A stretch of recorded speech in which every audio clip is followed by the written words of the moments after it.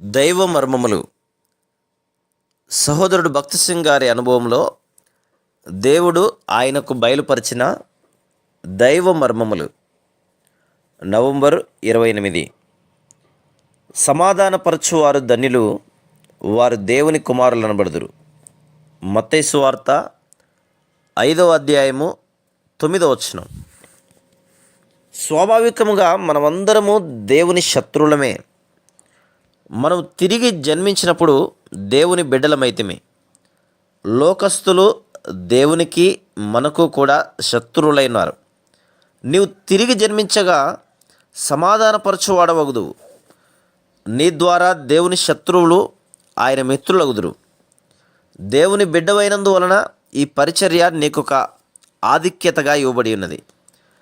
దేవుడు నన్ను తన సేవకు పిలిచినప్పుడు ఒక సాకు తర్వాత ఇంకొక సాకు చెప్పుచుంటిని.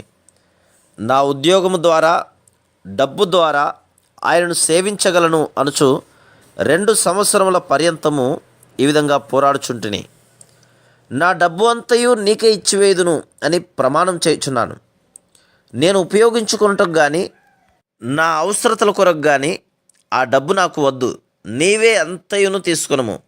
నన్ను బోధకునిగా మాత్రం చేయవద్దని నేను బ్రతిమాలు కొనుచున్నాను. నేను బోధలు చేయలేను అని అంటిని.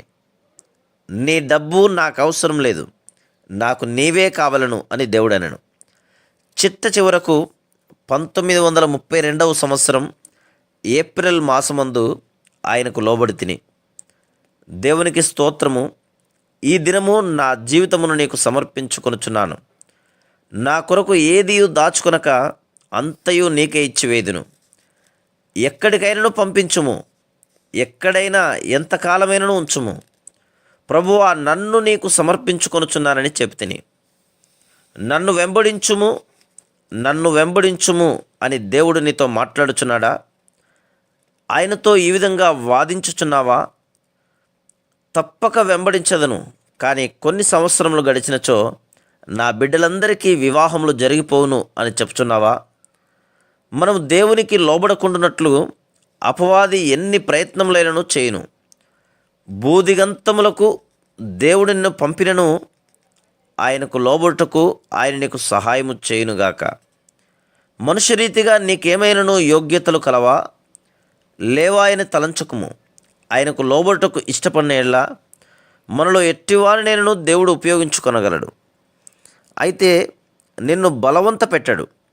నీకు నా జీవితమును సమర్పించుకొనుచున్నాను అని దేవునితో నేను చెప్పిన తర్వాత తన మార్గమును అనుసరించియే ఆయన నన్ను ఉపయోగించుకొనుచున్నాడు. ఆయన నన్ను తర్ఫీదు చేసి ఏ పరీక్షల గుండా తీసుకుని వెళ్ళనో వాటన్నిటి నిమిత్తము ఆయనకు వందనములు చెల్లించుచున్నాను. నిన్ను నేను బ్రతిమాలి వేడుందేమనగా, ఇప్పుడే ఆయనకు లోబడుము. నా జీవితమును అంగీకరించి నీ చిత్త ప్రకారము నన్ను ఉపయోగించుకొనుము అని ఆయనతో చెప్పుము.